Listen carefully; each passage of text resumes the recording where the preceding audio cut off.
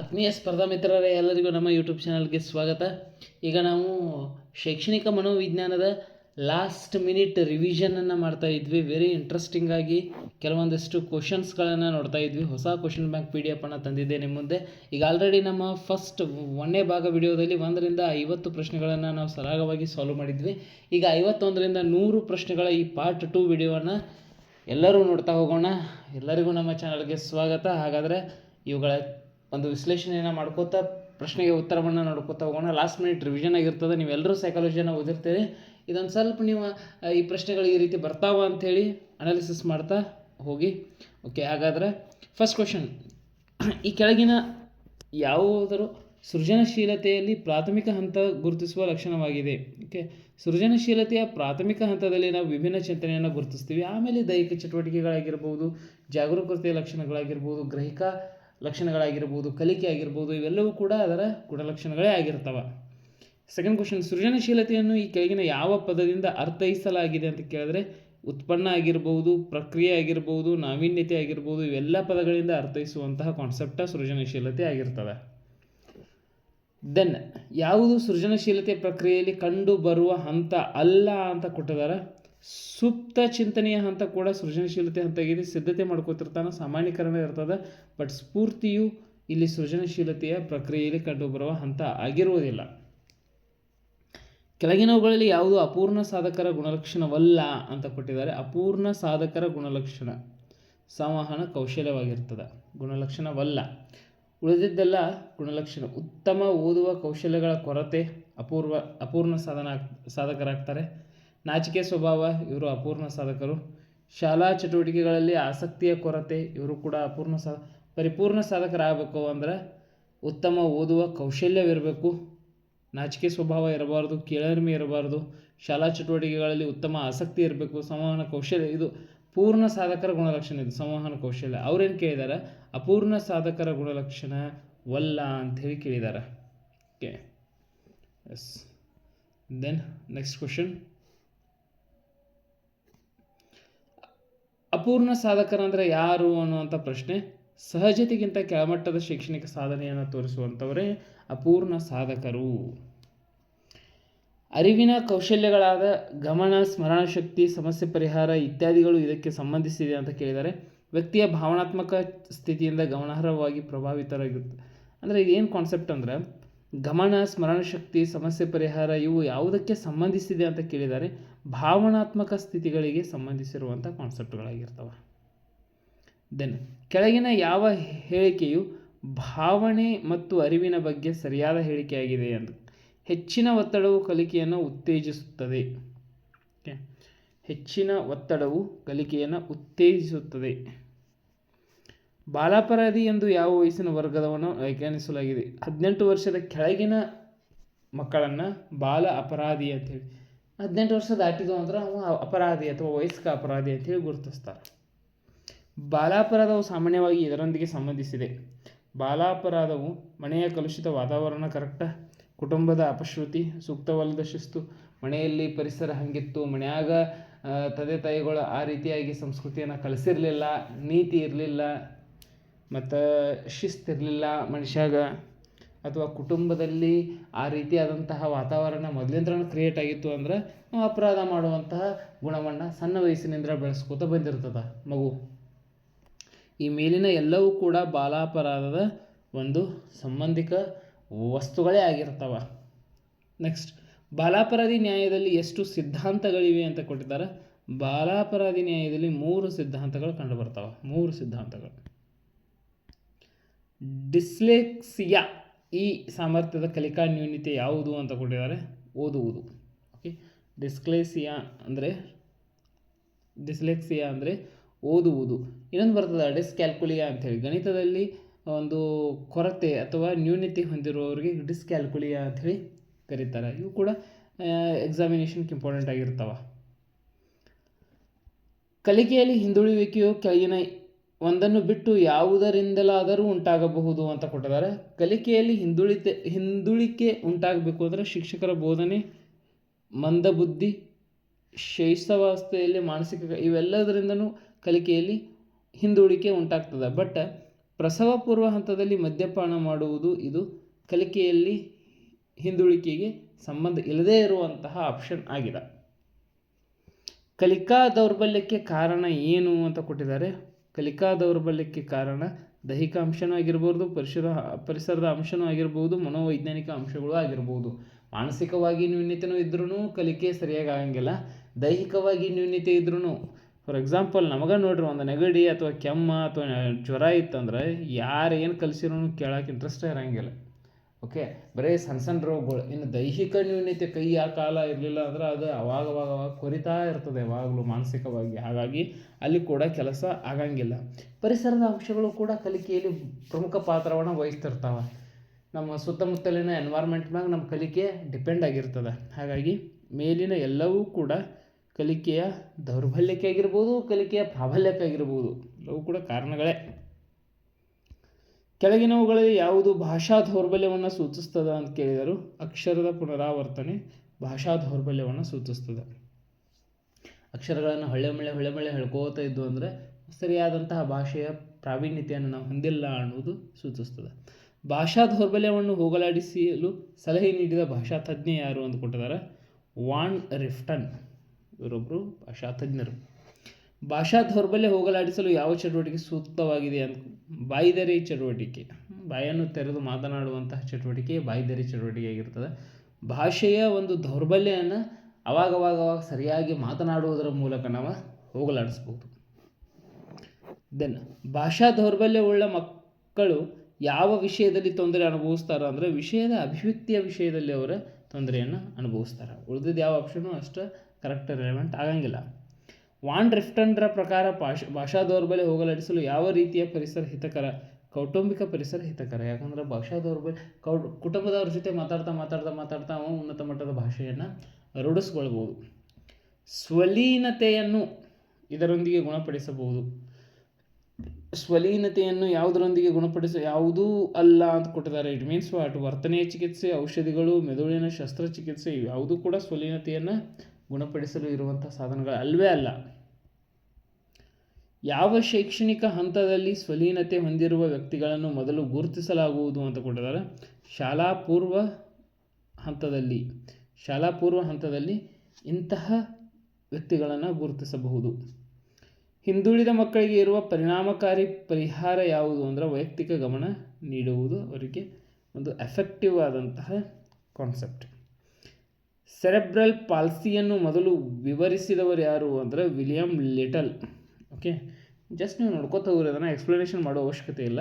50 ಪ್ರಶ್ನೆಗಳದಾವು, 50 ಪ್ರಶ್ನೆಗಳು ಮುಗಿಬೇಕು.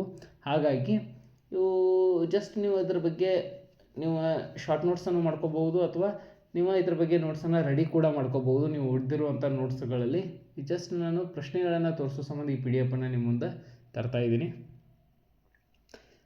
Cerebral policy ಹೊಂದಿರುವ ಮಗುವನ್ನು ಪತ್ತೆ ಹಚ್ಚಲು ವೈದ್ಯರು ಎಷ್ಟು ಸಮಯ ತೆಗೆದುಕೊಳ್ಳುತ್ತಾರೆ ಅಂತ ಕೇಳಿದರೆ, ಮಗು ಹುಟ್ಟಿದ 1 ರಿಂದ 2 ವರ್ಷದ ನಂತರ ಈ ಸೆರೆಬ್ರಲ್ ಪಾಲ್ಸಿಯನ್ನು ಪತ್ತೆ ಹಚ್ಚಬಹುದು. ಯಾವ ಲಿಂಗವು ಹೆಚ್ಚಿನ ಶೇಕಡಾವಾರು ಸೆರೆಬ್ರಲ್ ಪಾಲ್ಸಿ ತೊಂದರೆಯಿಂದ ಬಳಲುತ್ತದೆ ಅಂತ ಕೇಳಿದರೆ ಗಂಡು ಮಗುವಿನಲ್ಲೇ ಇದೆ ಹೆಚ್ಚಾಗಿ ಕಂಡುಬರುವಂತಹ ಕಾಯಿಲೆ. ಹೆಚ್ಚು ಸೆರೆಬ್ರಲಿ ಪಾಲ್ಸಿ ಹೊಂದಿರುವ ಜನರು ಇದರಿಂದ ಅಪೌಷ್ಟಿಕತೆ ಮತ್ತು ನ್ಯೂಮೋನಿಯಾ. ಡೌನ್ ಸಿಂಡ್ರೋಮ್ನ ಮತ್ತೊಂದು ಹೆಸರೇನು ಅಂತ ಕೇಳಿದರೆ ಟ್ರೈಸೋಮಿ 21. ಡೌನ್ ಸಿಂಡ್ರೋಮ್ ಇದು ಅತ್ಯಂತ ಅಪಾಯಕಾರಿಯಾದಂತಹ ಒಂದು ಸಿಂಡ್ರೋಮ್. ಓಕೆ, ಸಾಮಾನ್ಯವಾಗಿ ಡೌನ್ ಸಿಂಡ್ರೋಮ್ ಹೊಂದಿರುವ ವ್ಯಕ್ತಿಯ IQ ಪ್ರಮಾಣ ಎಷ್ಟಿರ್ತದೆ ಅಂದರೆ 40 to 50. ಸಂತಾನೋತ್ಪತ್ತಿ ಪ್ರಕ್ರಿಯೆಯಲ್ಲಿ ಆಗುವಂತಹ ಒಂದು ಕೆಲವೊಂದಿಷ್ಟು ಬದಲಾವಣೆಗಳಿಂದ ಇಲ್ಲಿ ಡೌನ್ ಸಿಂಡ್ರೋಮ್ಗಳು ಆಗ್ತವೆ. ವರ್ಣತಂತುಗಳ ಏರಿಳಿತದಿಂದ ಇಲ್ಲಿ ಡೌನ್ ಸಿಂಡ್ರೋಮ್ದಿಂದ ಮಗು ಹುಟ್ಟುವಂಥ ಚಾನ್ಸಸ್ ಇರ್ತದೆ. 40 to 50 IQ ಅಂದರೆ ಆ್ಯಾವರೇಜ್ ಸ್ಟೂಡೆಂಟ್ ಅಥವಾ ಬಿಲೋ ಆ್ಯಾವರೇಜ್. ಡೌನ್ ಸಿಂಡ್ರೋಮ್ ಹೊಂದಿರುವ ವ್ಯಕ್ತಿಯಲ್ಲಿ ಈ ಲಕ್ಷಣ ಕಂಡು ಬರುವುದಿಲ್ಲ ಅಂತ ಕೇಳಿದ್ದಾರೆ. ಸಣ್ಣ ನಿಲುವು, ಚಿಕ್ಕ ಕುತ್ತಿಗೆ, ಮೇಲ್ಮುಖ ಓರೆಗಣ್ಣು ಇವೆಲ್ಲವೂ ಕಂಡು ಬರ್ತಾವೆ. ಬಟ್ ಹೆಚ್ಚಿನ ಸ್ನಾಯು ಟೋನ್ ಕಂಡು ಬರುವುದಿಲ್ಲ.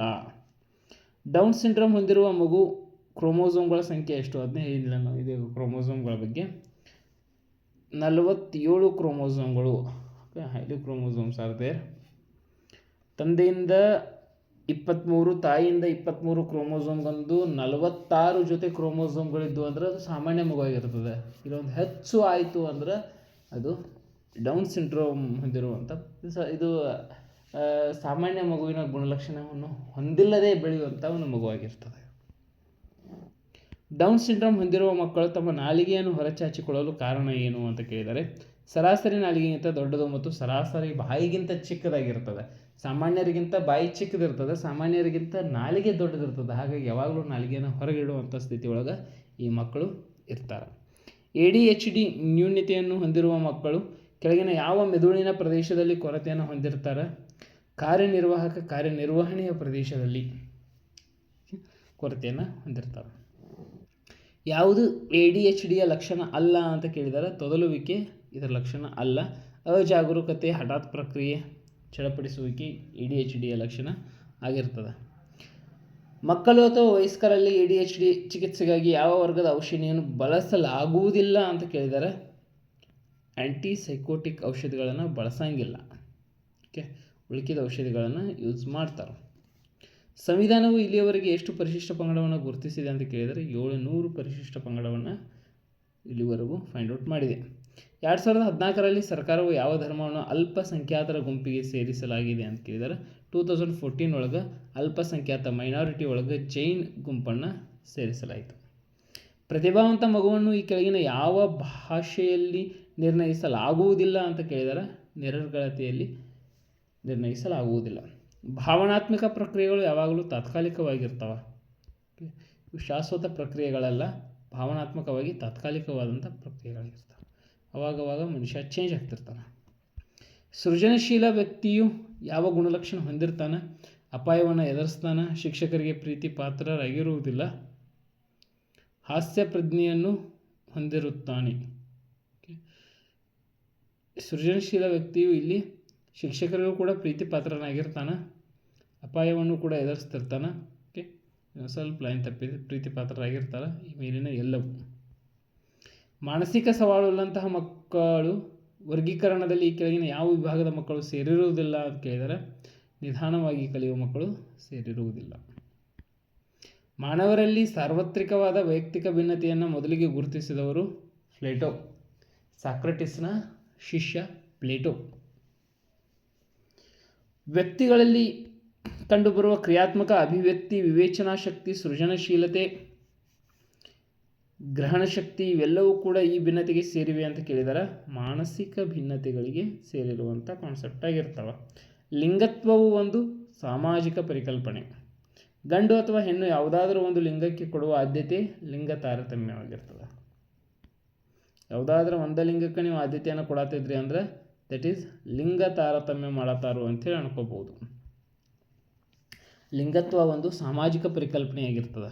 ಓಕೆ, ಸೋಷಿಯಲ್ ಕಾನ್ಸೆಪ್ಟ್ ಒಳಗೆ ಇದು ಎದ್ದು ಕಾಣ್ತಿರ್ತದೆ. ವಿದ್ಯಾರ್ಥಿ ಏನನ್ನು ಕಲಿಯಬೇಕು ಮತ್ತು ಯಾವ ಮಟ್ಟದಲ್ಲಿ ಕಲಿಯಬೇಕು ಎಂಬುದನ್ನು ಸ್ಪಷ್ಟವಾಗಿ ನಿರೂಪಿಸುವ ಕಲಿಕಾ ಮಾದರಿಯ ಪ್ರಭುತ್ವ ಕಲಿಕೆ. ಕಲಿಕೆಯ ಕ್ಷೇತ್ರದಲ್ಲಿ ಸಮಾನ ಪ್ರಾತಿನಿಧ್ಯ ಮತ್ತು ಭಾಗವಹಿಸುವಿಕೆಯನ್ನು ಖಚಿತಪಡಿಸಿಕೊಳ್ಳಲು ಸಂಸ್ಥೆಯೊಳಗೆ ಎಲ್ಲ ಹಂತಗಳಲ್ಲಿ ಸಮಸಂಖ್ಯೆಯ ಪುರುಷರು ಹಾಗೂ ಮಹಿಳೆಯರನ್ನು ಹೊಂದಿರುವುದು ಏನನ್ನು ಸೂಚಿಸ್ತದೆ ಅಂದ್ರೆ ಲಿಂಗ ಸಮತೋಲನವನ್ನು ಸೂಚಿಸ್ತದೆ. ಲಿಂಗ ಸಮತೋಲನವನ್ನು ಸೂಚಿಸೋಕೆ ಎಲ್ಲ ಸಂಸ್ಥೆಗಳಾಗಿರ್ಬೋದು, ಎಲ್ಲ ಸರ್ಕಾರಿ ಹುದ್ದೆಗಳಲ್ಲಾಗಿರ್ಬೋದು ಗಂಡಿಗೆ ಕೊಡುವಂಥ ಪ್ರಾಶಸ್ತ್ಯತೆಯನ್ನು ಹೆಣ್ಣಿಗೆ ಕೊಡ್ತಾ ಇದ್ದಾರೆ. ಕೆಲವೊಂದಿಷ್ಟು ಹುದ್ದೆಗಳಲ್ಲಿ ಹೆಣ್ಣನ್ನೇ ಹೆಚ್ಚಾಗಿ ತಗುವಂಥ ಪ್ರಕ್ರಿಯೆ ಕೂಡ ನಡೆದಿದೆ. ಮಹಿಳೆಯರ ಮೇಲೆ ಪುರುಷರ ದೈಹಿಕ, ಸಾಮಾಜಿಕ ಮತ್ತು ಆರ್ಥಿಕ ಶಕ್ತಿಯನ್ನು ಸಾತ್ವಿಕಗೊಳಿಸುವ ಸಾಮಾಜಿಕ ರಚನೆ ಯಾವುದು ಅಂತ ಕೇಳಿದರೆ ಪಿತೃಪ್ರಭುತ್ವ. ಮಹಿಳೆಯರ ಮೇಲೆ ಪುರುಷರ ದೈಹಿಕ, ಸಾಮಾಜಿಕ ಮತ್ತು ಆರ್ಥಿಕ ಶಕ್ತಿಯನ್ನು ಹೆಚ್ಚುಗೊಳಿಸುವಂಥದ್ದು ಪಿತೃಪ್ರಭುತ್ವ ಲಕ್ಷಣ ಆಗಿರ್ತದೆ. ಸಮಸ್ಯಾತ್ಮಕ ಮಗುವೊಂದನ್ನು ಆಳವಾಗಿ ವಿಶ್ಲೇಷಿಸಲು ಅತ್ಯಂತ ಸೂಕ್ತ ವಿಧಾನ ಯಾವುದು ಅಂದರೆ ಕೇಸ್ ಸ್ಟಡಿ. ವ್ಯಕ್ತಿ ಅಧ್ಯಯನ ಅತ್ಯಂತ ಸೂಕ್ತ ವಿಧಾನ. ವ್ಯಕ್ತಿಗಳಲ್ಲಿ ವೈಯಕ್ತಿಕ ವ್ಯತ್ಯಾಸಗಳನ್ನು ನಿರ್ಧರಿಸುವ ಅಂಶಗಳು ಇದಕ್ಕೆ ಸಂಬಂಧಿಸಿದೆ ಅಂತ. ಅನುವಂಶೀಯತೆ ಮತ್ತು ಪರಿಸರದ ನಡುವಿನ ಪರಸ್ಪರ ಕ್ರಿಯೆಗೆ ಸಂಬಂಧಿಸಿರ್ತವೆ ಯಾವಾಗಲೂ.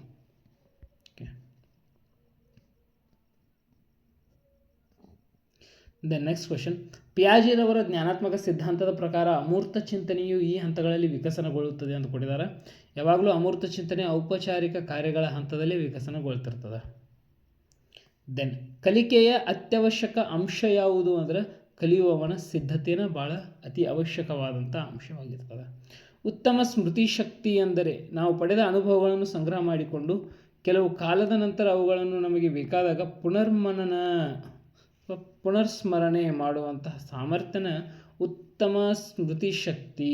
ನಾವು ಕಲಿತಂತಹ ಕೆಲವೊಂದಿಷ್ಟು ಅನುಭವಗಳಾಗಿರ್ಬೋದು, ಕಲಿಕೆಯ ಅಂಶಗಳಾಗಿರ್ಬೋದು, ಅವುಗಳನ್ನು ಸಮಯಕ್ಕೆ ತಕ್ಕಂಗೆ ನಾವು ಬೇಕಾದಾಗ ತಕ್ಕಂಗೆ ಪುನರ್ಮನನೆ ಮಾಡಿಕೊಂಡು ಅಪ್ಲಿಕೇಬಲ್ ಮಾಡೋದಲ್ಲ ಲೈಫ್ಗೆ, that is the best concept of the education. ಸ್ಮೃತಿ ಶಕ್ತಿನೂ ಆಗಿರ್ಬೋದು, ಅದು ಅನ್ವಯಿಕ ಶಕ್ತಿನೂ ಆಗಿರ್ಬೋದು, ಅಥವಾ ನಮ್ಮಲ್ಲಿರುವಂಥ ವಿಶೇಷ ಶಕ್ತಿನೂ ಆಗಿರ್ಬೋದು. ಓಕೆ, ಇವು 51ರಿಂದ 100 ಪ್ರಶ್ನೆಗಳಾಗಿರ್ತವೆ. ಈ ಪ್ರಶ್ನೆಗಳು ನಿಮಗೆ ನೋಡಿದರಿ. ಯಾವ ಪ್ರಶ್ನೆಗಳು ನಿಮಗೆ ಟಫ್ ಅನ್ಸತ್ತವೋ ಅದನ್ನು ಒಂದು ಕಡೆ ನೋಟ್ ಮಾಡಿ ಕೂಡ ಇಟ್ಕೋರಿ. ಅದರ ಆನ್ಸರ್ ಕೂಡ ಅಲ್ಲೇ ನಾನು ಸೂಚನೆ ಮಾಡಿದ್ದೇನೆ ಆಲ್ರೆಡಿ. ಅದರ ಬಗ್ಗೆ ನೀವು ಇನ್ನೊಂದು ಸ್ವಲ್ಪ ಹೆಚ್ಚಿನ ಕಲಿಕೆಯನ್ನು ಕಲಿಯೋದ್ರ ಮೂಲಕ ಇನ್ನೂ ಸೈಕಾಲಜಿಯಲ್ಲಿ ಕಿಂಗ್ ಆಗ್ಬೋದು.